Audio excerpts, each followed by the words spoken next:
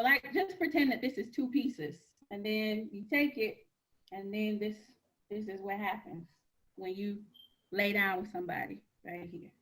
You keep doing this, and see, now you're knotted together, and don't let it be an unholy um thing with somebody that you shouldn't be with. And now I just keep getting like this. The longer you with them, and that knot's getting bigger and bigger and bigger and more tangled. And you got more and more knots. And this is your soul. This is what's happening to your soul and your heart.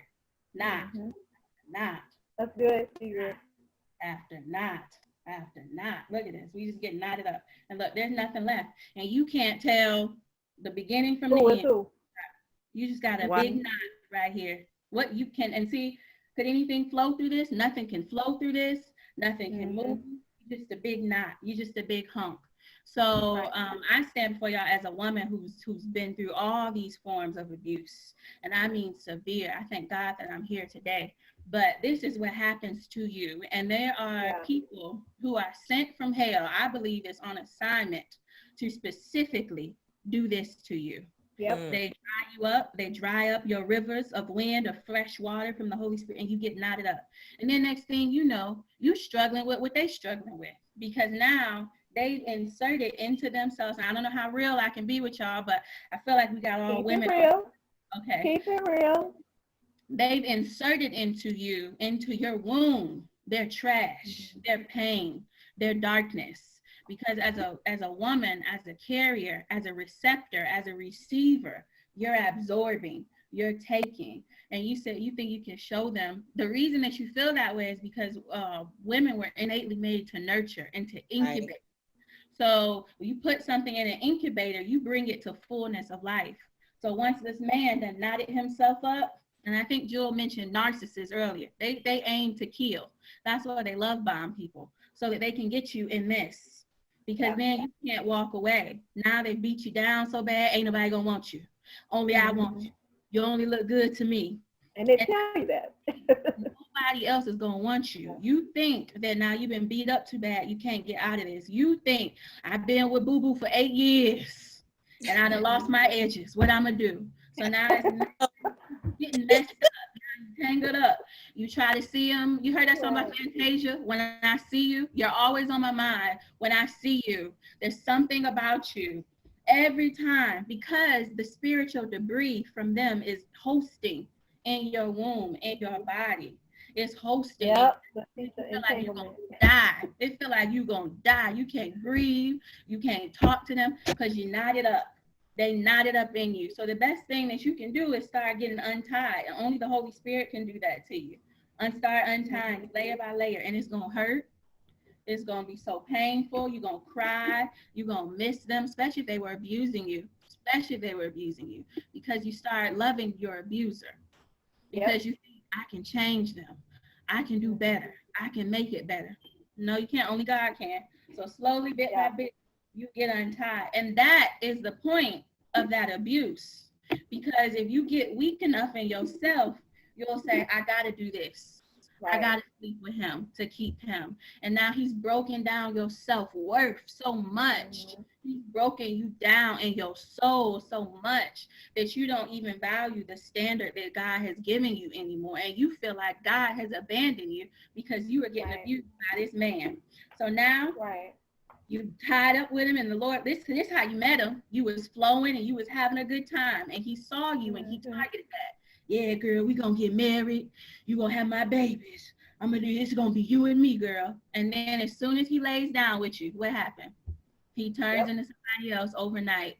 But it's too late, because now you're not in a, you tangled up with him and you can't get out of it. And you've been spent 3 years, and you look up and it's 3 years. You look up and your hair falling out. You look up, you didn't gain 20 pounds or lost 20 pounds. You look up, you can't eat, you can't sleep.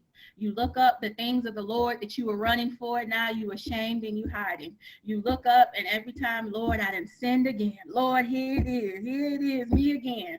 Because this man is targeting you.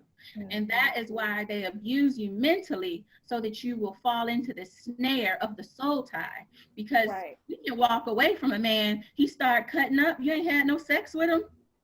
Deuces. You done laid down with shorty, and now he's in your head.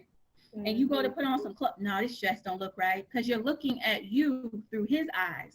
And why are you doing that? Because Right. when you lay down with him, lost yourself. inserted himself into you.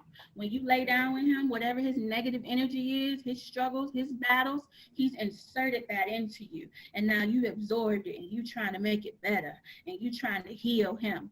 But you need the healing because he's breaking you while you pouring out your love and energies to him. It's a demonic draining. It's a demonic distraction. It's a demonic entanglement. Now, when you get into a soul tie with a man who's for you, you will be married to him and he will add to your energy. He will not take away from you. If you're dealing with the man and after you're done with him and he makes you feel sick, you know that's a demonic soul tie. A soul tie has to be starved. But as you were doing that secret and you tying the knot, I'm seeing different colors because the thing with the soul tie is it's not just that person that you've laid down with, it's everybody that they've laid down with.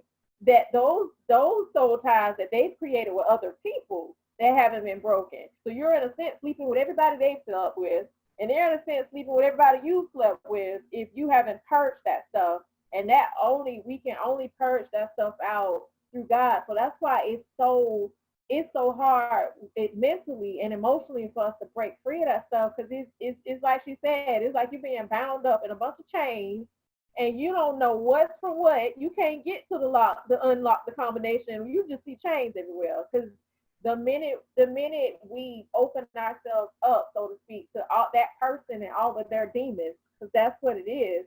Whatever they're going through and whoever they're messing with out there, they're put, like she said, they're inserting it into you and you're going to have to deal with that stuff. And sometimes if you a faithful woman and a faithful wife and you're not out here in these streets like that, your mate can bring spirits back home to you. What do you do when you are married and your spouse is out doing things and bringing that stuff back home? Because demons are real. Those doors are being open. When you're married, you're one.